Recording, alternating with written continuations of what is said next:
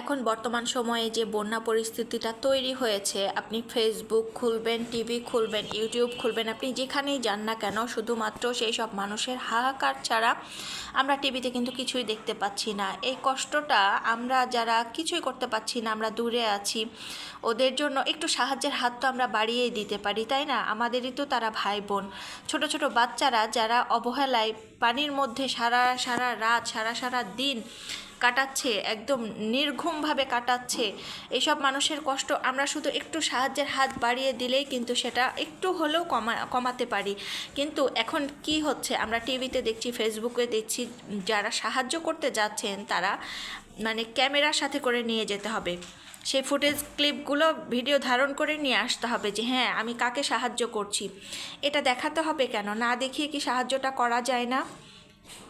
কারণ এখন যে পরিস্থিতির মধ্যে যারা আছেন তারা কিন্তু কেউ ভিখারি নন, কেউ সাহায্যের কিন্তু আকাঙ্ক্ষিত হয়তো বা তারা একসময় ছিল না, কিন্তু তারা ভাগ্যের কাছে, নির্মম পরিহাসের কাছে তারা হেরে গেছে।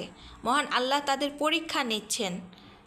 আর আমরা যারা ভালো অবস্থানে আছি, আমরা ভালো অবস্থানে থেকে তাদের এই এই জিনিসগুলো ভিডিও ধারণ করে নিয়ে এসে আমরা নিজেরাই কিন্তু ব্যবসা শুরু করে দিয়েছি।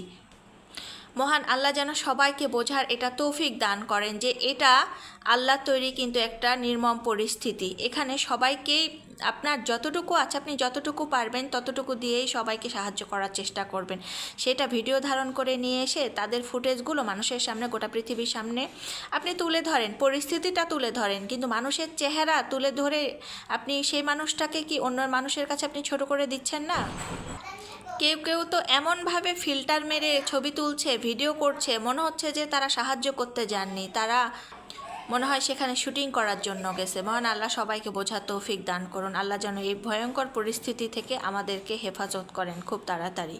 আল্লাহ ছাড়া আমাদের এই পরিস্থিতি কিন্তু মোকাবেলা করার কিন্তু কোনো শক্তি কিন্তু আমাদের নেই।